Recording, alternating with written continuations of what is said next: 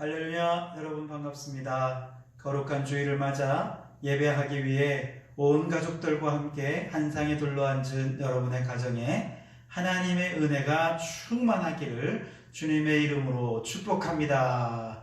여러분 가족들끼리 서로서로 좀 축복해 주십시오. 축복합니다. 예배에 승리하십시오. 네, 감사합니다. 벌써 우리가 안 본 지 몇 주가 됐는데요. 너무 보고 싶습니다. 너무나도 여러분 그립습니다. 여러분 잘 지내시죠? 여러분의 가정에 정말 하나님의 은혜가 가득하기를 바라고 이 위기가 속히 끝날 수 있도록 함께 기도하며 이 어려움을 잘 이겨내실 수 있기를 바랍니다. 이제 좀 장기전을 대비해야 될 때가 되지 않았나 그런 생각도 좀 해봅니다. 계속 예배를 안 드린다고 해서 문제가 해결되는 건 아닌 것 같고요. 조금 장기적인 문제를 좀 장로님과 기도하고 고민하면서 앞으로 여러분에게 공지할 때 여러분 그 공지에 잘 귀 기울여 주시고 협력해 주시기를 부탁을 드리겠습니다. 오늘 우리에게 주시는 하나님 말씀은요, 빌립보서 3장 17절에서 4장 1절까지의 말씀입니다. 제가 봉독해 드리도록 하겠습니다. 형제들아, 너희는 함께 나를 본받으라. 그리고 너희가 우리를 본받는 것처럼 그와 같이 행하는 자들을 눈여겨보라. 내가 여러 번 너희에게 말하였거니와 이제도 눈물을 흘리며 말하노니 여러 사람들이 그리스도의 십자가의 원수로 행하느니라. 그들의 마침은 멸망이요 그들의 신은 배요 그 영광은 그들의 부끄러움에 있고 땅의 일을 생각하는 자라. 그러나 우리의 시민권은 하늘에 있는지라. 거기로부터 구원하는 자 곧 주 예수 그리스도를 기다리노니 그는 만물을 자기에게 복종하게 하실 수 있는 자의 역사로 우리의 낮은 몸을 자기 영광의 몸의 형체와 같이 변하게 하시리라. 그러므로 나의 사랑하고 사모하는 형제들, 나의 기쁨이요 면류관인 사랑하는 자들아, 이와 같이 주 안에 살아. 아멘. 오늘은 배를 신으로 섬기는 사람들이라고 하는 제목으로 말씀을 나누겠습니다. 타고 다니는 배 아니고요, 먹는 배는 더더욱 아니고요, 여기 이 배를 말하는 겁니다. 네. 바이러스 문제가 생기면서 이 바이러스가 도대체 어떤 놈인지 또 어떻게 시작됐는지 참 궁금했습니다. 그래서 책도 좀 보고 또 여러 자료들도 좀 찾아보는데 학자들도 아직 정확하게 여러 학설이 있습니다만 바이러스가 어디서 나온 건지 정확하게 아직 잘 모르더라고요. 그런데 분명한 것은 이 바이러스가 인간에게 전염이 되는 과정을 보면 이 들에 뛰어다녀야 할 짐승들을 인간이 가축으로 가두어서 기르기 시작하면서 이런 인간에게 위기가 찾아온 것만은 분명한 것 같습니다. 그러니까 짐승을 가축화하면서 가축과 사람이 이제 접촉할 기회가 많아지잖아요. 그러면서 가축의 몸속에 있는 이 바이러스가 변종을 일으켜서 인간에게까지 전염이 되었다는 것이죠. 여기에는 인간의 욕망이 있는 거예요. 자연을 이제 길들여서 자신의 욕심을 채우려는 인간의 욕망이 바이러스 감염의 시작이다, 이렇게 말할 수가 있겠죠. 짐승만 가축화하는 것이 아니라 식물을 이제 작물화하면서 농경사회가 시작이 되죠. 사람들은 이제 정착해 모여 살게 되고 집단을 이루게 되고 그 집단이 커져서 국가가 되고 그 국가가 이웃 나라까지 침범하면서 제국을 이루게 되면서 어마어마한 탐욕의 공룡 제국이 탄생하게 되었죠. 이렇게 탐욕이 커지면서 바이러스의 전파력도 점점 확대되었습니다. 가축에게서 사람에게로 전파되던 이 바이러스는 밀집한 사람들 사이에 이렇게 있으면서 이제 또 한 번 더 변역을 일으켜서 이제 사람에게서 사람에게로 전염되는 변종이 생겨났고, 그리고 이제 이웃 나라를 정복하기 위해 만들어 놓은, 또 교역하기 위해 만들어 놓은 이 제국의 길을 따라서 바이러스도 퍼져나가게 된 것이죠. 육로로만이 아니라 배를 타고 이동하게 되면서는 이제는 대륙에서 대륙으로 이 바이러스가 전염이 되기 시작합니다. 1915년 스페인의 코르테스가 아스텍 제국을 정복하기 위해 그 땅을 밟았을 때 아스텍 제국의 인구는 총 2천만 명이었습니다. 그런데 그 땅을 정복하러 간 이 코르테스 스페인군은 600명에 불과했습니다. 600명이 2천만 명을 어떻게 이길 수 있겠습니까? 물론 강력한 화력인 총을 가지고 있었지만 그러나 또 다른 복병이 있었는데요. 그건 바로 스페인 사람들이 몸속에 가지고 간, 의도하진 않았지만 그 몸에 가지고 간 천년두 바이러스 때문이었습니다. 이것이 이 아스텍 제국의 사람들에게 옮겨가게 되면서 아스텍 제국 사람들의 절반이 몰살했습니다. 아스텍 제국의 황제도 이 천년두로 죽음을 맞게 되면서 아스텍 제국은 유럽으로 넘어가 버리게 되었다는 것이죠. 1531년 스페인의 피사로가 잉카 제국을 정복하러 갈 때도 역시 스페인군은 168명에 불과했습니다. 그들과 싸우기 위해 맞서 나온 이 잉카의 전사들은 8만 명이었습니다. 여러분 어떻게 이 8만 명을 168명이 이길 수 있었겠습니까? 똑같습니다. 천년두예요. 스페인군이 가져온 천년두가 아직 면역력이 제대로 형성이 되지 않은 잉카 제국의 대유행을 일으키면서 잉카 제국 사람들을 대부분 몰살시키고 피사로는 잉카 제국을 쉽게 정복할 수 있었죠. 그래서 제레드 다이아몬드라고 하는 학자는 그의 책 총균수에서 감염병 바이러스를 가리켜서 유럽이 여러 대륙에 전해준 사악한 선물이라 이렇게 표현을 했습니다. 왜 이런 사악한 선물을 대륙에 전해준 걸까요? 그건 탐욕 때문입니다. 그들이 왜 낯선 땅까지 신대륙에까지 갔겠습니까? 순수하게 신대륙을 탐험하고 싶은 탐험심, 모험심 때문에 그랬을까요? 그렇지 않습니다. 여기에는 권력과 부를 추구하는 인간의 탐욕이 있었습니다.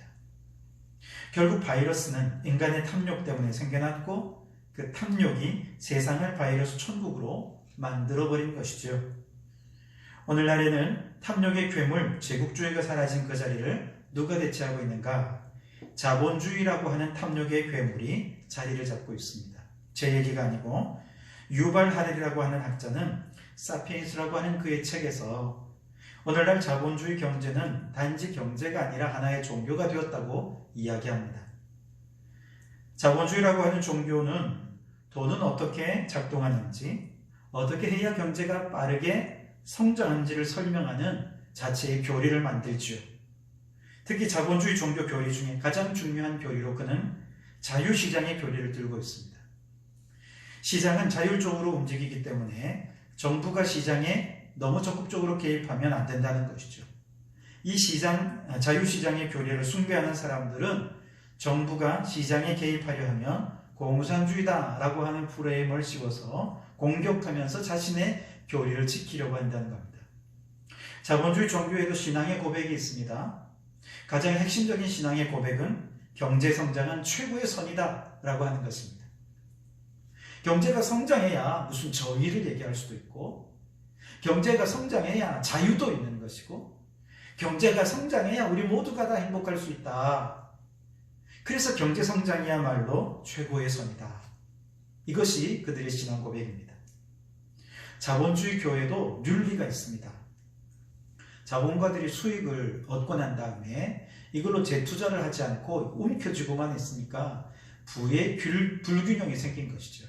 그래서 자본주의에 생긴 새로운 윤리가 뭐냐면 이유는 반드시 생산에 재투자해야 한다 하는 것입니다. 자본주의 세상에서 학교 교육은 자본주의 종교의 제자 훈련 학교라고 말할 수 있습니다.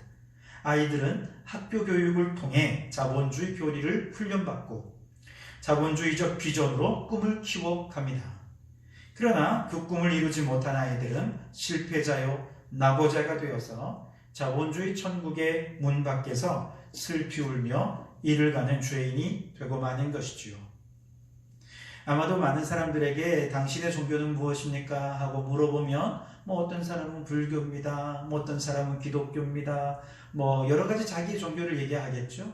종교 없는 사람들은 나는 무교입니다. 그렇게 얘기할 거예요. 그런데요, 이렇게 여러 자신의 종교를 가진 사람들 뿐 아니라 스스로 종교에는 관심이 없다고 하는 사람들조차도 사실은 자기도 모르는 사이에 자본주의라고 하는 교리를 배우고 있었습니다.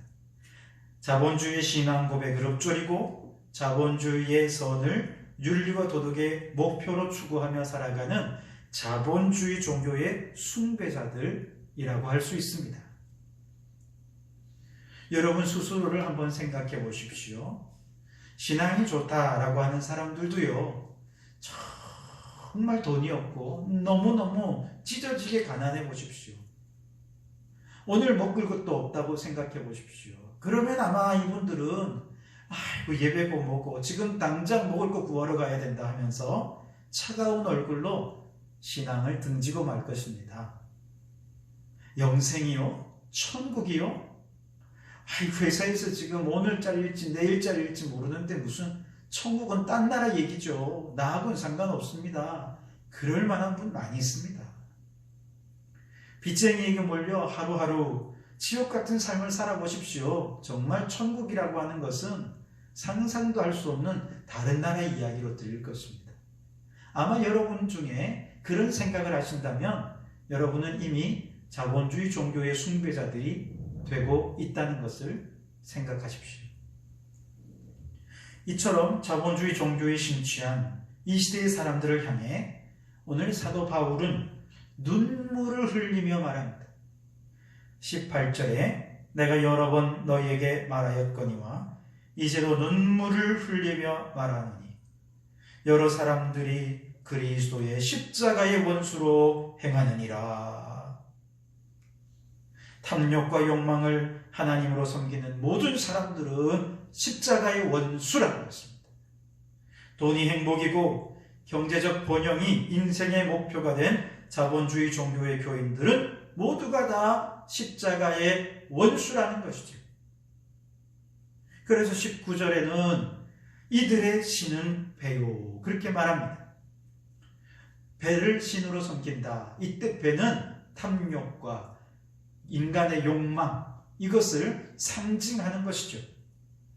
인간의 탐욕과 욕망을 신으로 섬기는 사람들 그들은 모두가 다 마귀의 종이기 때문에 십자가의 원수라는 것입니다.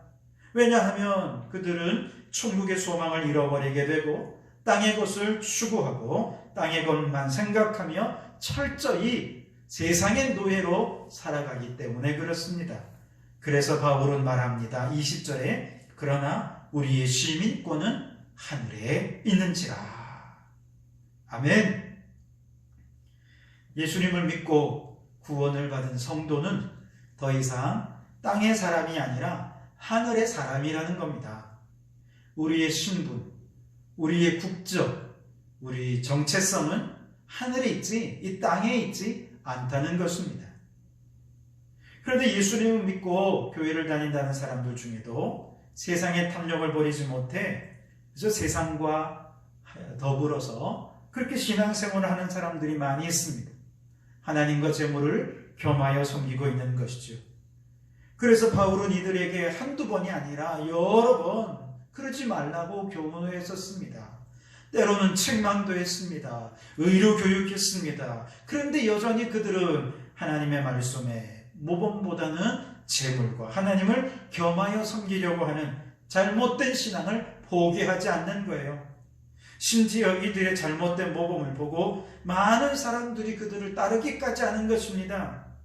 바울은 지금 이 천국 복음을 위해서 자신의 모든 것을 배설물로 여기고 지금 주님을 위해 십자가를 위해 헌신하면서 감옥에까지 갇혀 있는데 빌립보 교회 성도들은 탐욕을 따라 그렇게 자본주의 종교의 노예가 되어버리니 너무너무 답답한 것입니다. 그래서 화가 나서 그 화를 넘어서 안타까움으로 눈물을 흘리며 말하는 것이죠. 너희가 다 십자가의 원수다. 너희는 다 멸망할 뿐이다. 얼마나 답답하고 화가 났으며 이처럼 눈물을 흘리며 교훈을 하는 걸까요? 바울의 눈물이 이해가 되십니까? 저는 조금 이해할 것 같습니다. 목회를 하다 보면 그런 일들이 종종 있어요. 제자훈련을 할 때 많은 분들이 힘이 들면 이야기합니다. 먹고 살기도 바쁘고 너무너무 세상 살기도 힘든데 신앙생활도 이렇게 힘들게 해야 됩니까? 좀 쉽게 합시다. 그렇게 직접 얘기는 못해도 눈치를 보면 다 알잖아. 저는 이런 부분들을 보면 너무너무 답답합니다. 정말 가슴으로 눈물을 흘린 적이 한두 번이 아니었습니다. 자본주의 종교의 철저한 신봉자가 되어서 하나님 나라 백성의 정체성을 세상에 팔아버리기 때문에 그렇습니다. 예배를 귀히 여기라고 아무리 귀에 딱지가 않도록 얘기를 해도 주일에 일을 해야 돈을 벌고 돈을 벌어야 직원들 월급도 주고 아이들도 키웁니다. 그러면서 예배를 가볍게 여기는 분들을 보면 저는 정말 피눈물을 흘릴 때가 한두 번이 아니었습니다. 자신이 누구인지를 모른 채 자본주의 종교의 열렬한 신봉자가 되어 마귀의 밥이 되고 있기를 자처하고 있기 때문이에요. 그들의 마침은 멸망임을 알고 있기 때문에 간절하게 눈물로 호소하게 되는 것이죠. 이번에 바이러스 확진자 중에는 치매 노인도 있고 조현병 환자도 있었다고 합니다. 치매 노인이 아무것도 모르고 돌아다니고 조현병 환자가 다니면서 사람들에게 이걸 옮길 수 있기 때문에 사람들을 더더욱 불안에 떨게 만들었다고 하는 뉴스를 보게 됩니다. 치매 환자나 조현병 환자는 자기가 누군지를 몰라요. 자신이 어떤 바이러스를 가지고 있으며 이게 얼마나 치명적이고 위험한지를 모르는 것이죠. 여러분, 이처럼 자신이 누구인지를 모르는 것, 이것처럼 답답한 게 없습니다.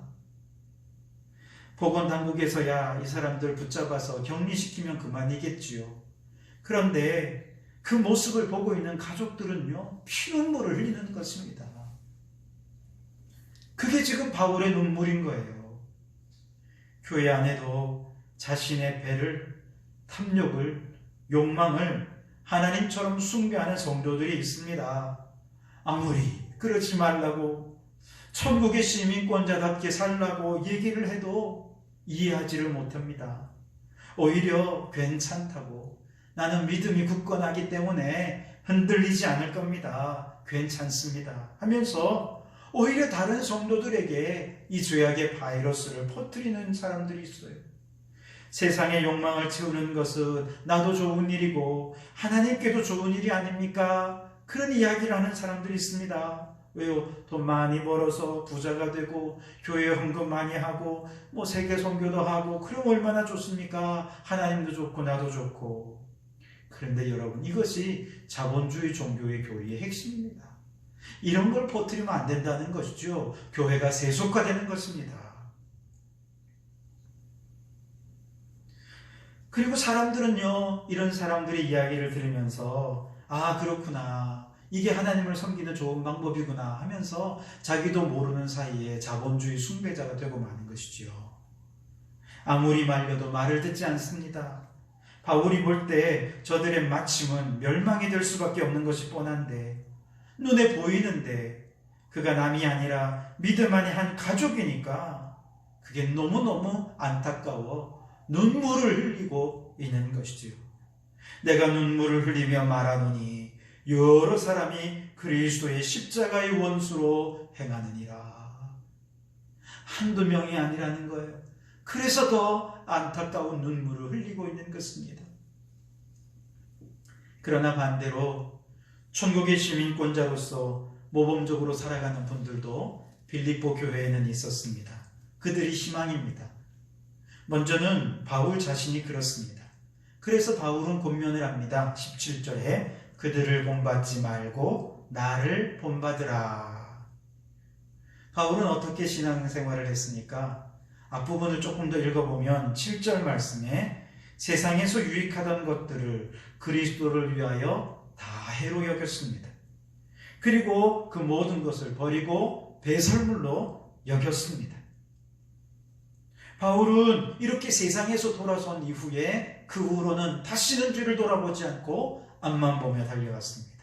14절에 보면 표대를 향하여 그리스도 예수 안에서 하나님이 위에서 부르신 부르심의 상을 위하여 달려가노라. 천국의 상급만 보고 이 땅의 십자가의 고난은 잘 참고 인내하며 그렇게 살아갔다는 것입니다. 천국에서 우리를 예수님처럼 영광스럽게 변화시키실 그날, 그 소망을 바라면서 세상의 쾌락과 즐거움과 세상의 좋은 것은 쳐다도 안 보고 그렇게 앞만 보고 천국을 향해 달려왔다는 것이죠. 그런데 바울처럼 표대를 향하여 천국의 상급만 보고 달려가는 사람들이 빌립보 교회 안에도 있다는 것이지요. 한두 사람이 아니었습니다. 너무 고마워하면서 이들을 향해 이야기합니다. 바울은 말하기를 너희가 우리를 본받은 것처럼 그와 같이 행하는 자들을 눈여겨보라, 그렇게 말합니다. 천국의 시민으로 이 세상을 살아가는 사람들을 눈여겨보고 주목하여 보고 그들의 본을 따라서 이제는 한눈 팔지 말고 표대를 향하여 신앙의 길을, 거룩한 삶의 길을, 경건한 삶의 길을 걸어가라고 말하고 있는 것입니다. 배를 신으로 숭배하는 자들의 마침은 멸망이지요. 그러나 하나님을 향해 천국의 시민권자로 살아가는 사람에게는 그 배에서 생수의 강이 흘러갑니다. 요한복음 7장 37절로 39절, 명절 끝날 곧 큰 날에 예수께서 서서 외쳐 이르시되 누구든지 목마르거든 내게로 와서 마시라. 나를 믿는 자는 성경의 이름과 같이 그 배에서 생수의 강이 흘러나오리라 하시니 이는 그를 믿는 자들이 받을 성령을 가리켜 말씀하신 것이라. 아멘. 그 전에는 자본주의 종교를 숭배하며 그 배에서 탐욕이 흘러나왔습니다. 그런데 예수님을 의지하고 천국의 시민권자가 된 성도들은 이제 그 배에서 무엇이 흘러나옵니까? 생수의 강이 흘러나옵니다. 성령이 나오는 근원이 됩니다. 그래서 이제 그 사람은 입만 열면 찬송이 나오고 입을 열면 감사가 나오고 그 표정과 그의 생활과 그의 삶 속에 영혼 깊은 곳에서 믿음, 소망, 사랑 이런 것들이 막 흘러나와서 정말 세상과는 다른 삶의 스타일, 비록 우리의 몸은 이 세상에 살지만 저 천국의 시민권자답게 천국의 백성다운 삶의 스타일을 형성하며 그렇게 살아가더라는 것이죠. 여러분, 세속화된 삶 속에서 이 세상의 멋을 거부하고 천국의 멋으로 살아가는 사람들 얼마나 멋집니까?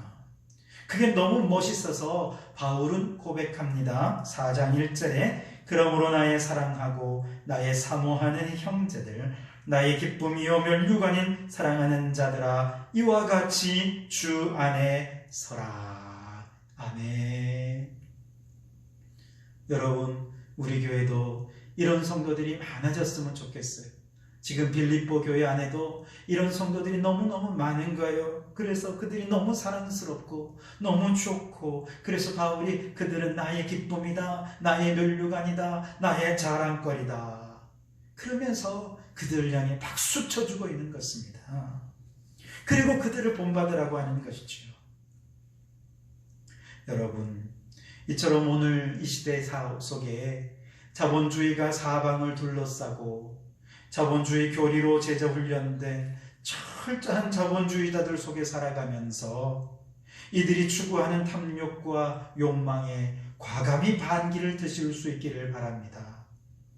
그리고 우리는 이 세상과 정반대로 주님의 말씀대로 이 땅의 보화를 쌓는 인생이 아니라 하늘의 보화를 쌓는 인생으로, 이 땅의 쾌락과 정욕을 따라 탐욕과 욕망 속에 살아가는 인생이 아니라 이 모든 것을 배설물로 여기고 거룩하고 경건한 삶으로 살아가는 여러분들이 되시기를 바랍니다. 그의 인생을 하나님께서 너 참 멋지구나, 너는 나의 자랑이다, 나의 면류관이다 칭찬해 주실 줄 믿습니다.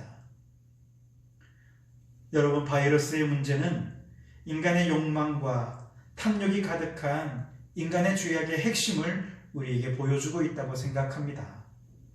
바이러스가 전 세계로 확산되어가는 이 심각한 상황 속에서 우리 그리스도인들은 무엇을 생각해야 될까요? 그저 염려 근심만 하고 있을 것이 아니라 인간의 탐욕의 위험성을 생각해야 됩니다. 배를 신으로 섬기는 자본주의 종교의 교리와 그들의 윤리를 이제는 배설물처럼 버리고 하나님 나라 천국의 시민권자로 살아가기로 결단하는 지금 이때가 되어야 한다는 것이죠. 그래서 이 세상의 것을 노라고, 그건 잘못된 것이라고 말하면서 천국의 백성다운 거룩한 삶의 스타일을 형성하고 그것을 자랑으로 여기고 그것을 멋으로 여기면서 살아갈 수 있기를 바랍니다. 그래서 하나님께서 우리 성도들을 바라보면서 너는 나의 기쁨, 나의 멸류관, 나의 자랑이구나, 그런 칭찬을 듣는 우리 모든 성도들이 되시기를 주님의 이름으로 축원합니다. 기도하시겠습니다.